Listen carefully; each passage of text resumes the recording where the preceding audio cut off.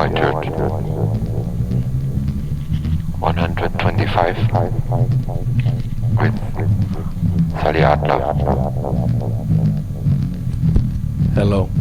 Hello. Hello, DIY Church. Hi. You arrived?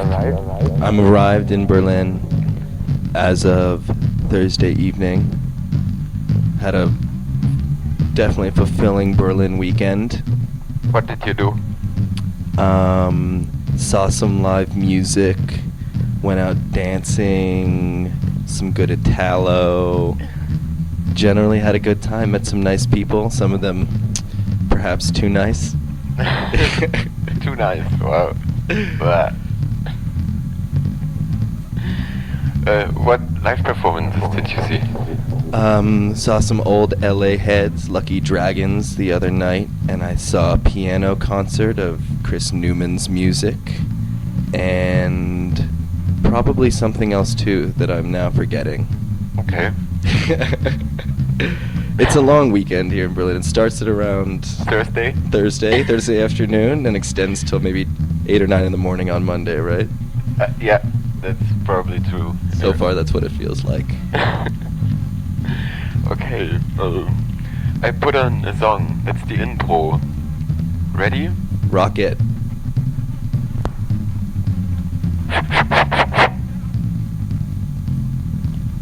The lecture starts. The lecture starts. The lecture starts. The lecture starts.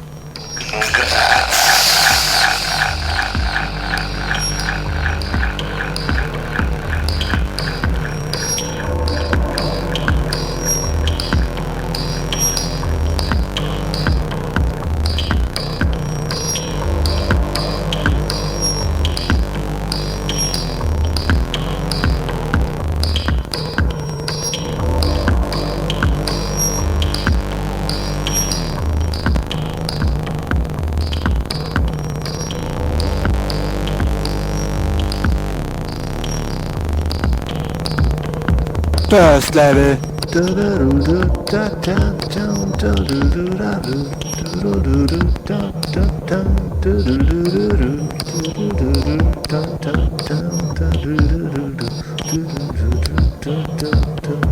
Second level.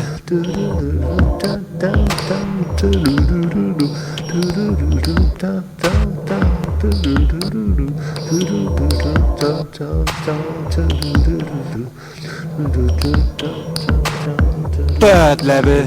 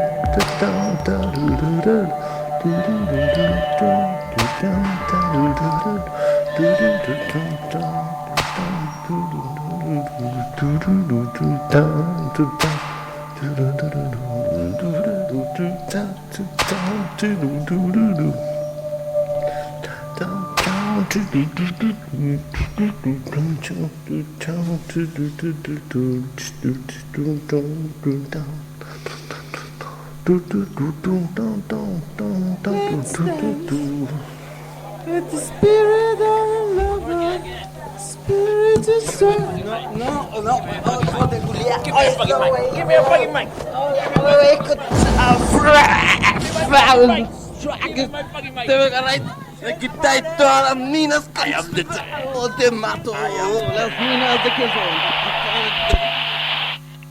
Back in the studio. Hey, my first question to you. What's that? What brought you here? Or why are you here? I'm in Berlin as part of a year of traveling where I go to different cities and document parts of the underground music scene. Okay. And the idea is to collect a bunch of special people, special bands, special labels that I feel like really use their resourcefulness to self-create and self-distribute their music. In particular, I'm looking at tape labels and people who work with cassettes, but it really goes much further than that as well, to include printed materials and organizers and promoters, venues and art spaces, anybody who really contributes to this atmosphere of kind of DIY intimacy, I guess. So it's like some logbook about what's happening. Yeah. It's it's hard to know where the research in quotations will take me, but I'm nearing the end. I'm about 9.5 months in. When did you 9.5 months before Yeah. you started? Where did you go to now? I started in Australia, and then I moved through Australia, and then up through Asia, kind of pretty much directly north through about 6 or 7 countries, and then I flew over to Europe, and the second half of the year is all European. So now you hang around here, and then you go back to the To America, Yeah. back to Southern Cali. I'm gonna hit up Scandinavia, perhaps if I can, a little bit of Estonia or Russia. Oh, Estonia is really cool. Yeah, I'm excited. I think I'm gonna time it so that I hit this electronic music festival that's supposed to be really fun. Yeah. And how did you organize it? Like Some in advance, some as I went, trying to be receptive and open to meeting new people. But before I started this project, I was running a little tape label out of my room, and through running the label, I had kind of accumulated a lot of really good contacts of bands and labels that I'd traded with or worked with. And so I kind of started with those people, asked for their recommendations, and people seem to think it would be difficult to organize this trip, but the scene's so friendly and small that people from all the different cities know each other and can really give you the best people pretty much immediately. So if I contact Ilya, for example, in Berlin, he gives me the 5 most active members of the scene or whatever, and then through them it just kind of exponentially grows. And where have you been in Europe so far? I started in Belgium, and I spent a lot of time there because there are so many towns and cities with interesting stuff happening. And then I kind of quickly went through France and Holland and back to Belgium, and now I'm here. After Berlin, it's Hamburg and then Copenhagen and up into Scandinavia. Okay. And how will you, in the end, present your research? The people who fund my research actually do not ask for much. Okay. So I do a short presentation for them, but I'll present it in various ways through my own work. There have been a series of collaborations I've done that'll be turned into tapes and stuff when I get home. Hopefully there will be a kind of self-made, self-distributed book of some of the interesting things I found as well. I just kind of make it cohesive somehow. You meet so many great people who do so many different things. It's the hardest but most rewarding part is figuring out how they all fit together. And you want to also connect them on your personal map, or you leave them separate where they live? There's so many. It's hard. It depends, because there are all these overlapping networks. So you have these local or regional networks of musicians that are very kind of insular and introverted, and they work with each other. But then you have these global networks of like-minded people, like if you're into a particular kind of psychedelic sound that draws people from Tokyo to Ghent to, Dubai or something like that. And so I don't want to make some just singular broad network of everybody. I like that there are these little intimate crews, but that they're not necessarily just based on location. They can also be based on musical preferences or methodologies or different ways of working. And do you collect the material? Do you have it with you? I've sent a lot of boxes back to America. That's probably where a large chunk of my funding ends up going into the kind of global postal service. Yeah. I haven't been collecting records per se, but I've been collecting, materials that I think are relevant, even from like little gallery catalogs and mailers and show posters to tapes and CDRs. I bought some floppy disks in Beijing. Anything that I really think stands out. But I try to... of music from someone. Yeah, it's all music. Bought is the wrong word. I pretty much exclusively trade. Uh-huh. That's the idea. Yeah, So yeah. I start in one place, I do a little collaboration, make some tapes, bring them to the next place and trade them for the Mhm. local work of Okay. Yeah. next And will place. you document this as well? In your work? Yeah, it's documented. There's video, photo. I mean, it's really less for my personal archive and more to share with the artists and musicians that I meet. So, like, if I go to a show and I take photos, I try as soon as possible to send them over to the band so that they can use them in whatever way. I'm not really building up a database as much as just trying to kind of facilitate Uh-huh. people to Yeah. have things for themselves. Oh, that's interesting. You can also, like, when you finish the ones and you have one big work Yeah. out of it, you can send it to the different... Yeah. I hope I never expect that people will be interested in what's happening in other scenes and other communities. But yeah, for the ones that seem to be really interested, I'd love to compile some big collection of useful material. It can be like a map. Yeah, totally. For everyone who's part of your project and going somewhere, he or she can just look up. Yeah. Exactly. And if anything, I'd love to be a kind of good resource for people if they're going to one of the places I've been, where I can suggest certain places and certain people for them to get in touch with if they're interested in the things that I'm interested in. And will you, like, incorporate this project in your label as well, or is it something more external? The collaborations that I do, for the most part, will be released through the label, unless the other musician I work with has an idea for it. But I don't know. I mean, I don't want to kind of claim ownership of it. I really want to make sure that people understand that these were kind of collective efforts and not done directly under the label. And what's the name of your sponsor? It's a fellowship. It's called the Watson Foundation. Okay. Started by the CEO of IBM, so pretty much the most loaded man in America. Unlike some countries where I've been recently, like Belgium and Holland, in America, if you want funding for something like this, it's always private. There's no federal, municipal funding for this stuff, which actually makes me feel a little bit less guilty taking the money. Yeah. You know, it's not taxpayers' dollars. Okay. Yeah. It's a single institution that's decided that that's how they want to invest. How did you apply, or how did you present it? Because it's very specific. Yeah, you design your own project, and it's a pretty arduous process to apply. There are like many steps, but they lure you in with a very short. They say you just write 3 pages, and if you get the 3 pages, they say congratulations. Now you can come in for an interview with like 15 people that are there to interview you, and they're really difficult. They're not fun. They're not fun to talk to. And then after that, there's another one. If you get past that, there's another one, and then you wait around for, I don't know, 4 months to find out. But there are kids that are doing all sorts of wild projects, from nomadism in the Western Sahara or something like that, to sword dancing, fishing, wine making. Wow. Really out there stuff. Sounds really random. Yeah, so mine's by far not the weirdest one.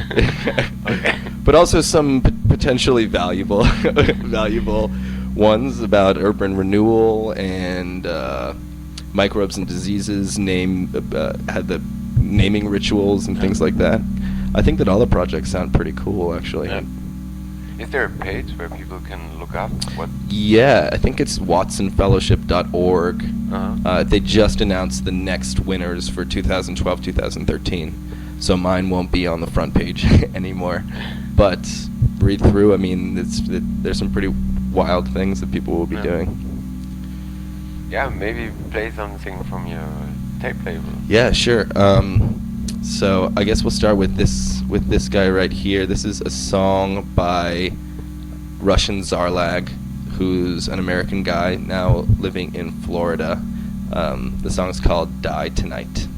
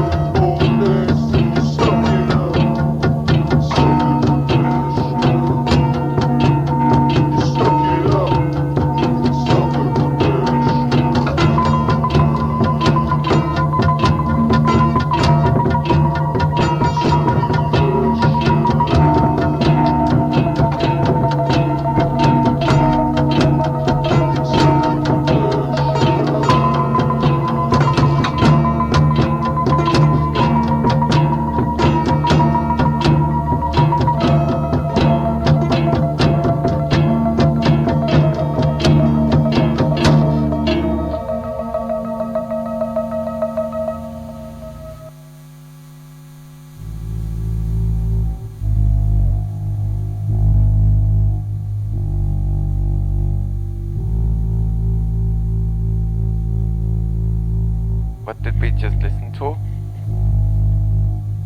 We were just listening to Deathlight, and the song is called Sucker Dimension. And you released it as well. Yeah.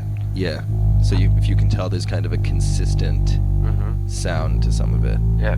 Pretty lo-fi, clunky, but still structured. Yeah. songs. How many tapes did you release right now? I think probably around 55. 55. Wow, Yeah. that's really a lot. Yeah, but it happened really slowly. Like, I only checked recently because I don't keep a catalog of the tapes I released. They don't have numbers or anything, and so I Okay. asked myself, like, how many? Was it a decision or just by accident? The number? Yeah. Oh, it's just by accident. I mean, I don't really keep track. And if you had asked me a year ago, I probably would have thought that I released 20 or 30, even though it was like around 50. Yeah. So it's, I don't really keep track. Do you remember the first one? I do. Of course I remember the first one because it was the hardest one to make and I had no idea what I was doing. It was for a band from LA. I'm from LA and I used to see this band all the time called Robe Door. The guys were super nice in the band and I asked them if I could re-release these live recordings that they had just one copy of. And they were like, you know what, we'll just give you some new material, these really nice songs. And so the pressure was on to do a really good job. But I was a kid. I was like 17 or 16 or something, and I didn't even know like where to get my tapes. I had a horrible duplicator that I didn't know how to use. And so it took really long, and I asked them for help for all these different parts of it. Help me with the cover, help me with the dubbing. Yeah. But after that, you know, like you figure it out eventually. You just need to have the first one to really mess it up. Yeah. But they were really nice about it, and I still get to see them from time to time when I'm back in Los Angeles. And you do also the graphics and everything? Yeah, except for that first tape, which they did the cover for. I think I've done every single cover. I like it when bands give me kind of source material to work with, like photos or text or things like that. And then I do the layout, and the printing is really the most fun part for me, is figuring out a new and interesting way to print it and cut it and put it all together. So you are using different methods of printing? Yeah. Especially when I was at university, I was What did you study, by the way? Oh, I studied history. History And philosophy, but I was a teaching assistant for the printmaking class and the typography class. So I had like unlimited access to the printing studios and to paper and ink and the print machines. So I worked with those as much as I could. And of course, especially traveling around Europe, you get to encounter so many cool printing projects. There's a lot of stencil printers in operation, Rizos and other machines like that, but also screen printing studios and letterpress, and that's really another fun dimension of the trip, is finding out where all the printing's being made. Yeah. How was it in Asia? Did you Asia's- see printing stuff there? Yeah, there's like a really big scene for it, especially because a lot of the music scene revolves around merchandise, like skateboards and tote bags and stuff. So in any city, even the small ones like Jakarta or something, there are screen printers for sure. And you just go there and tell them about your project? Yeah. Usually I try to do a music collaboration, and then while I'm there, print covers for the collaboration. Yeah. So I try to find one in each place. Sometimes it's easy, sometimes it's hard. Do you have some material with you from Asia? I have some songs that I recorded. Yeah, definitely. Yeah? Can I for listen upcoming to tapes. Yeah, we can listen to them. Let me pull them up. But Okay. they're super. Most of the ones in Asia were done directly to my dictaphone through the internal microphone. Yeah. So they're super lo-fi. But it was really fun, and everybody was really open to work on stuff. And can you already draw some kind of conclusion about the different scenes you visited in the different parts of the world, like Asia, Australia, Europe, States? No. No? It varies, especially like across Asia. I mean, you can draw parallels between different places in Southeast Asia, especially different Muslim countries like Malaysia and Indonesia. You can make general comparisons with, but the difference between Malaysia and China, for example, I mean, there's really nothing there's no more that ties them together than America and China or something like that. They're truly, truly different. Different. I mean, on every level. Yeah. How did you connect to Asia? When starting off in Australia, there are a lot of musicians there that have spent time in Southeast Asia, especially Indonesia. Yeah. So they offered me some insight into what's happening there and gave me some contacts to start with. Malaysia, I knew about a few tape labels, so I started with them. Yeah. And I'd previously done a tape with a band from Beijing called Soviet Pop. And so they were my initial contacts in Beijing, and they knew everybody there, so Yeah. it worked out Is there a nicely. big scene? Beijing? Yeah. Not a big one, but a really, really good one. Yeah. Like, all the bands I saw play were really great and surprising, and things that I would not expect. minimal synth stuff and like, I don't know, stuff that sounded like UK DIY from the 80s, you know, Yeah. just I would have never anticipated that kind of music. Uh-huh. Yeah. Did you found the Asian recording? Yeah. Let me make sure this one works. So this is from Indonesia. Clearly it does work.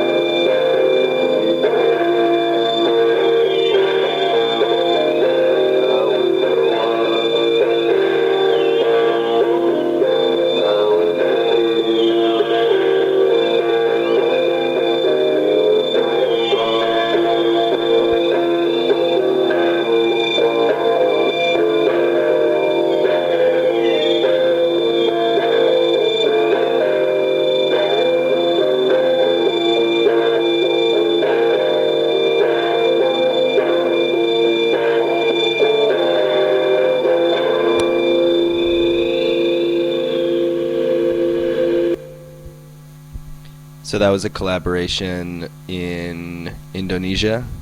Affectionately, the band is called Anthrax Frankenstein, and there are a bunch of like lo-fi downer tracks like that. And this one is from Beijing with the guys from Soviet Pop.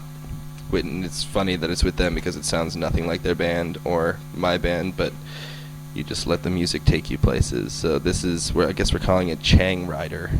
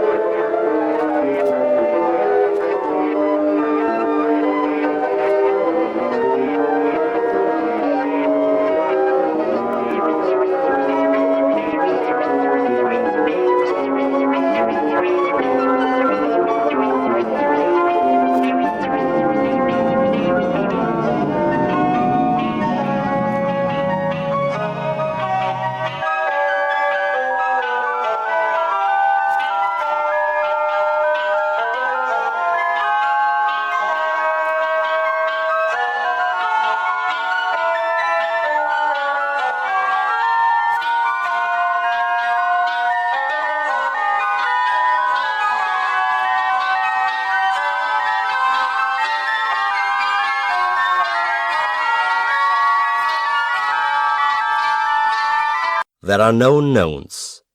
There are things we know that we know. There are known unknowns. That is to say, there are things that we now know we don't know. But there are also unknown unknowns. There are things we do not know we don't know. And each year we discover a few more of those unknown unknowns. Donald Rumsfeld.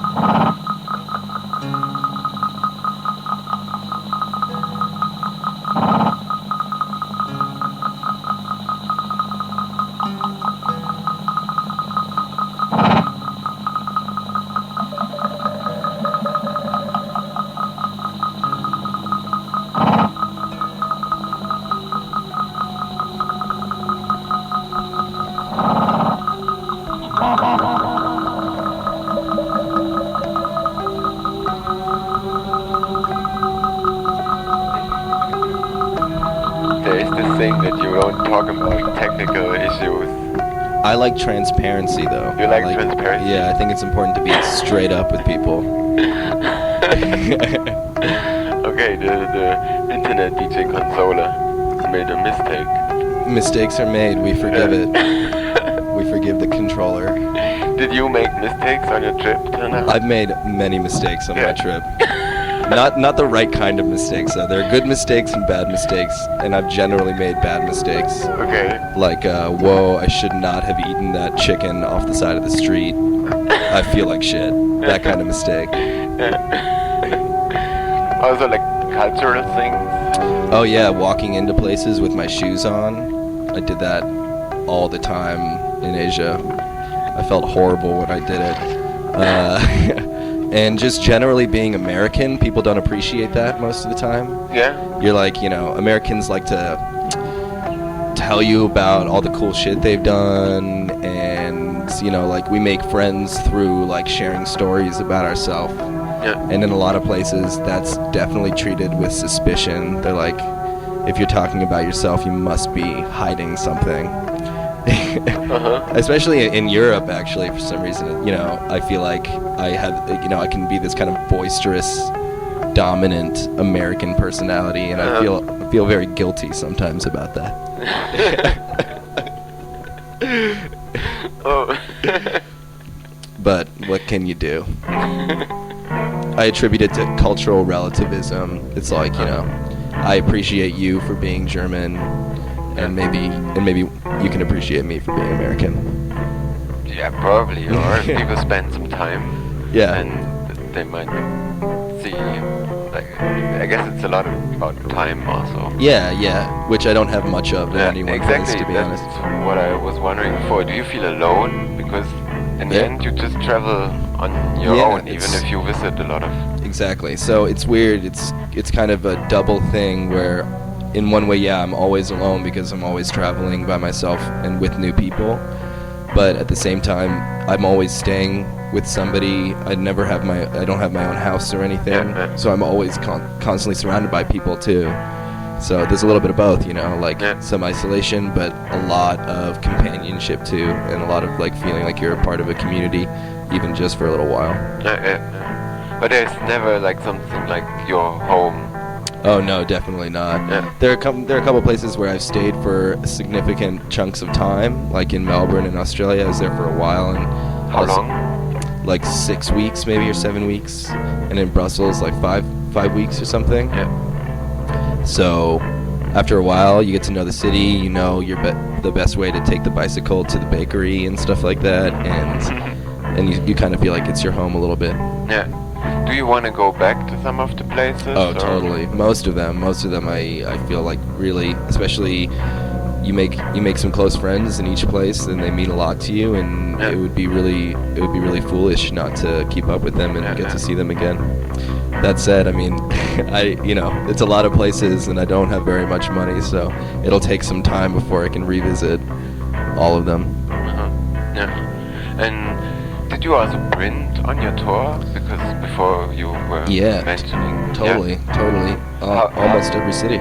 Okay, so and then you ship it back home, or... Yeah, or we use it for small editions in the city itself, like, if I work on a tape with some guys from Indonesia, and then we make 20 copies of it there, and we print the covers there, and they keep all the copies, or I get a few of them to take with me to the next place.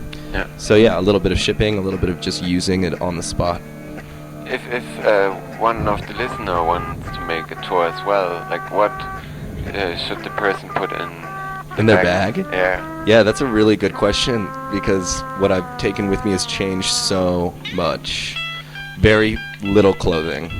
Very little clothing? You don't need that much clothing. Okay. I looked in my bag and I was like, I don't need an extra pair of shoes. Like 4 months in, I don't need shoes. I don't need 2 jackets. So you're wearing the same shoes all the time? Yeah, and then when they really fall apart, I buy a new one. Then I wear those until they fall apart. Did you already lose shoes? 2 pairs. So this is pair number 3 for the year. Yeah. No, pair number 4 actually.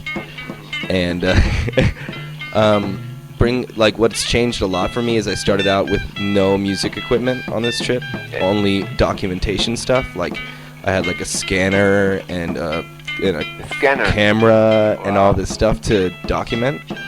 And then very slowly I got rid of all the documentation devices and acquired music like creation devices. Like a guy gave me this keyboard A guy gave me a pedal and stuff like that. So moving further away from observation and towards collaboration. That was the major difference, or change. Do you know why? Because it's way more fun It's way more fun. to make music with people than to make video of other people making music. Yeah. I have to say, I enjoy making it more.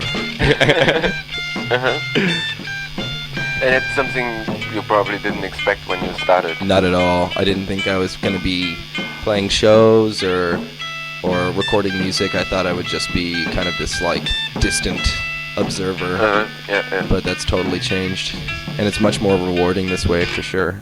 Yeah, I can imagine that it also for documenting it's actually not that bad to get into. No, it or tells you a lot more part of- about it. Yeah. And even, you know, like you'll make some music with some guys and then you want to dub some tapes. You have to answer all these questions about where you get the tapes and how you duplicate them and the quality and things like that, and that tells you a lot more about the place than just asking people those questions. How do people survive? Like you, I guess you met a lot of different like subcultural people. How do they survive?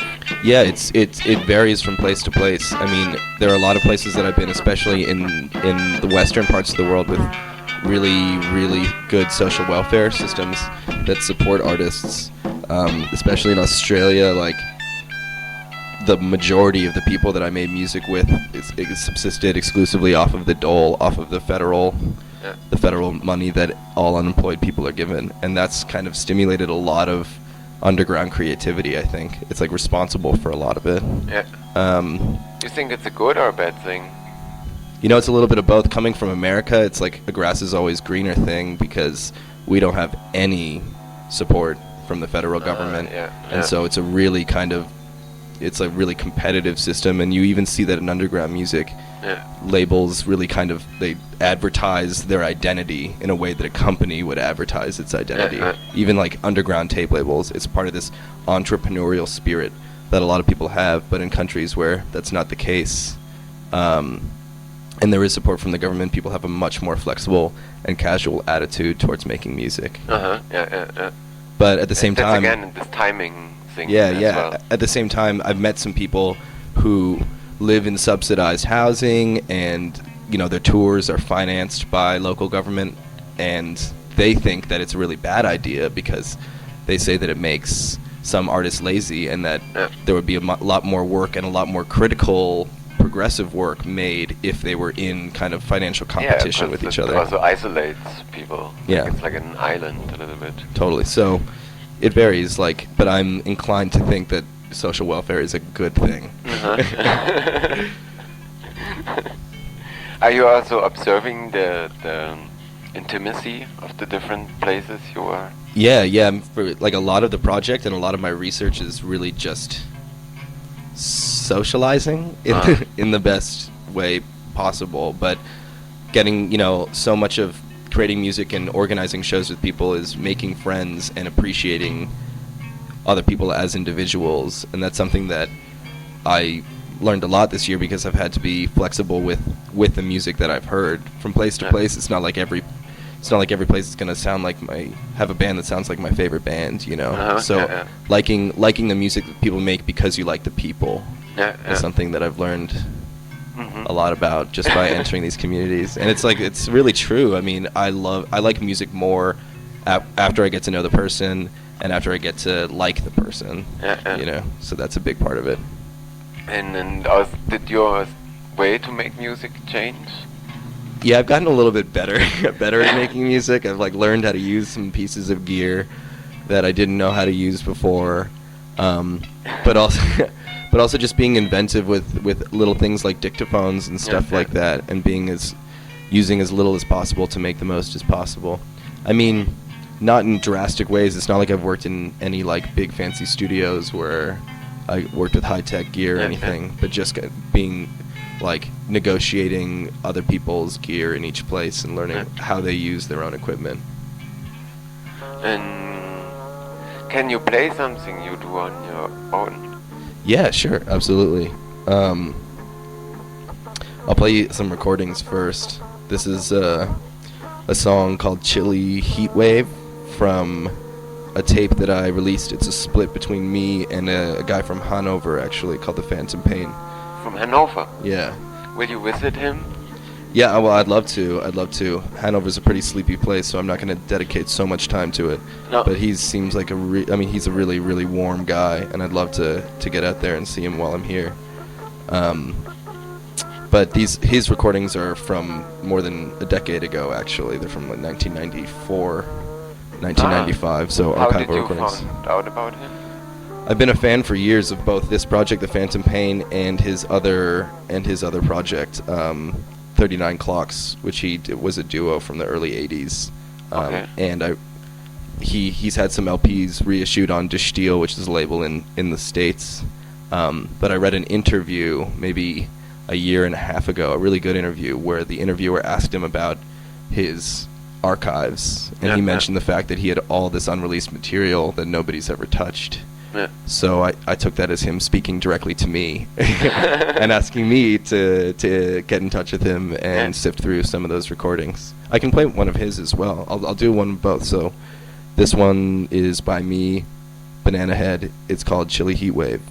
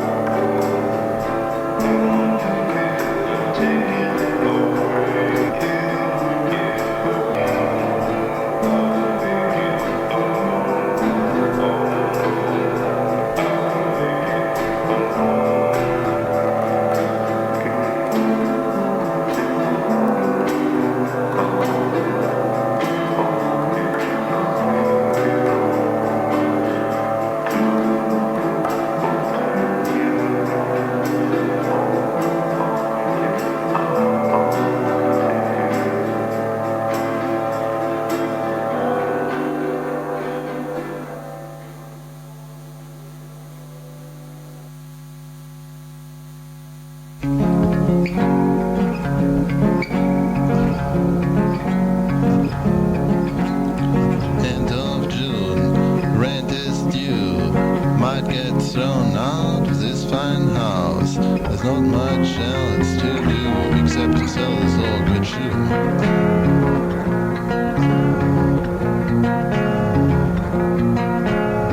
Lost my purse, can't get worse.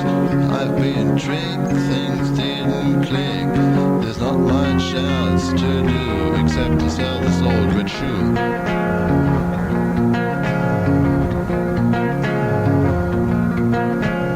It's a fine shoe, need to boot. Radio's dead, got to get it repaired. There's not much else to do except to sell this old red shoe.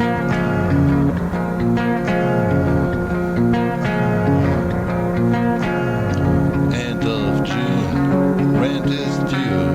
Might get thrown out of this fine house. There's not much else to do except to sell this old red shoe.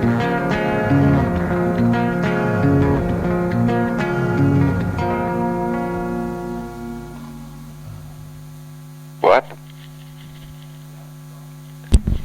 What was that? The last song? That was The Phantom Pain, and the song is called Selling an Old Wet Shoe. Like I said, they're pretty old recordings, like 15 years or something ago. But finally they see the light of day. I'm happy about that.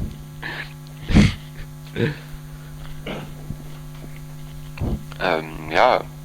Do you want to play something? Should I play something? Maybe. What else did you brought for playing? You also brought some of your tapes, huh? I brought some of the I brought some of the tapes. I have some really funky loops and stuff. We'll throw them in the mix. Okay, yeah. For the time being, there's a song that I really want to play because it's more upbeat, and we haven't really gotten upbeat yet. And it's by these guys, Pauline Manson from Perth, Western Australia. Pauline Manson is a play on the name of a woman named Pauline Hanson, who's like a very famous and despised conservative right-wing politician in Australia. So they have the band has this kind of political, critical edge to them that I actually kind of like. This is Pauline Manson. The song's called Dream Like Mohawk.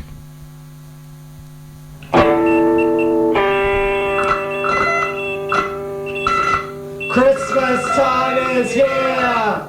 Somebody get me a beer.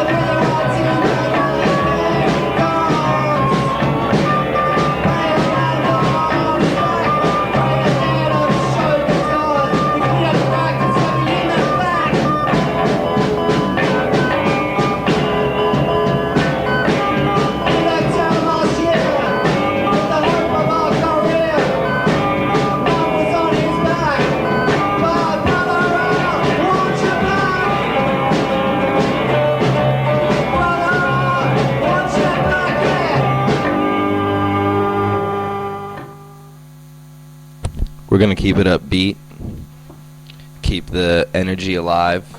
And this next song is by a guy from Canada called Simon Frank. The song is called Can't Talk.